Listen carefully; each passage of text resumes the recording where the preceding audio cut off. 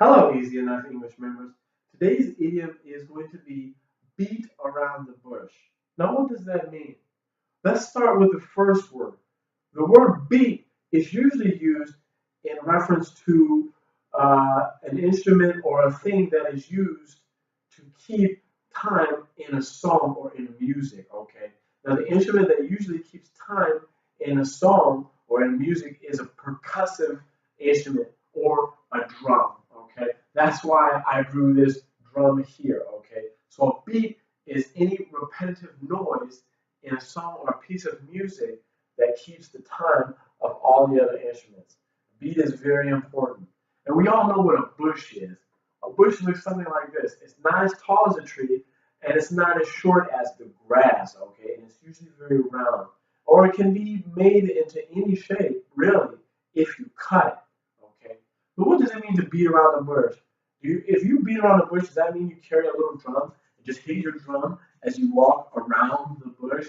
See, now that's not what it means. And that's why it's so important to learn idioms because as you may know, most people who speak English rely heavily on idioms, which means they use a lot of idioms in their everyday speech.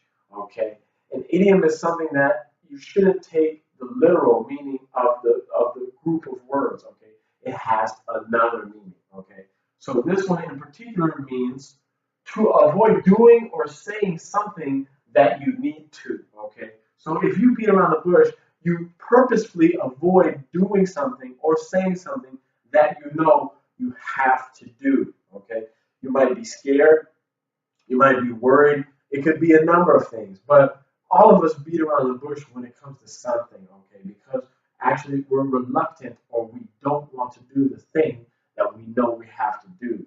Okay, let's look at our examples. The first one reads, "Don't beat around the bush. You've been being so nice and kind to me all day. What do you want?" Okay, so this is an example. Maybe if you need your friend to do something for you, right? And it's a huge favor that you need them to do, but you're afraid to just go out and ask them, "Hey, could you do this for me?" You need to kind of, butter them up, be nice to them, so that when you do ask them, they're more likely to say yes because the last thing they remember is, "Oh, you were so nice to me." And if I say no, I might feel so bad. So that's what's going on in this example. Somebody's friend has been being so nice to them the whole day, and it's just so nice, and it's not normal, okay? Which is why they might say, "Don't beat around the bush," because they notice something is strange. Why are you so overly nice and kind to me today? You must want me to do something, okay? We've all used this, okay?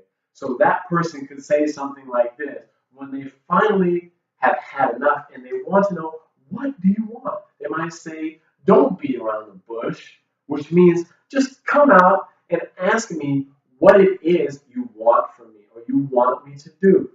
Don't avoid saying it because you're worried that I might say no. Just come out and say it. Okay.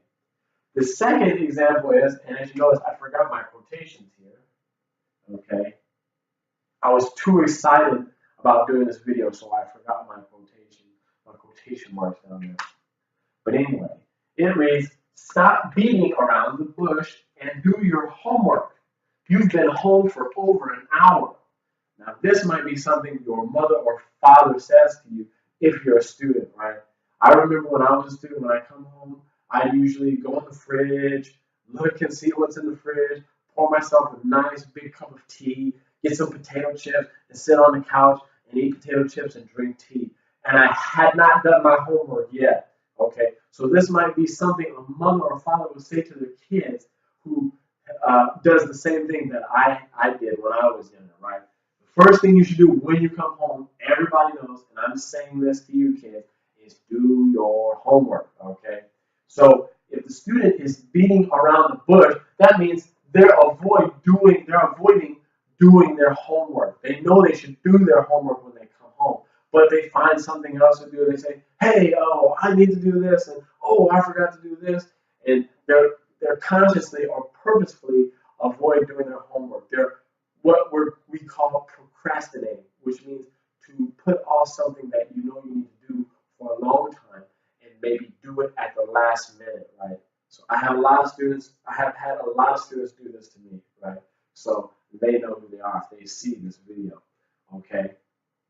So your mom or dad might say this to you, which means don't avoid doing your homework, especially because you've been home for more than an hour. So you should have had your homework done already. If you would have done it right when you came in the door, right? So that's what beat around the bush means. And you notice the difference between how it's used here and how it's used here. Beat around the bush can be used in the simple present tense, okay? Like person beats around the bush, or don't beat around the bush as an imperative sentence, okay? Or it can be used in the continuous or progressive tense with an ing after it, okay? But it's almost never used in the past tense, okay? If you want to say something like this and you want to refer to an action that happened in the past, you would just use the word that I said before, which is procrastinate, okay? And I'll write that down for you. Procrastinate is Procrastinate.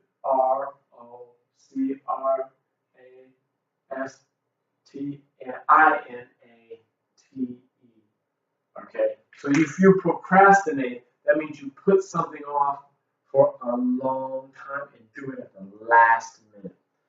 Well, guys, that's the video. I hope you liked the video. As always, I've said this before in a couple of my idiom videos. Try to use an idiom in a sentence and post it in the comment section just to see how well you can do it. I'm curious to see what kind of sentences you guys will come up to for me.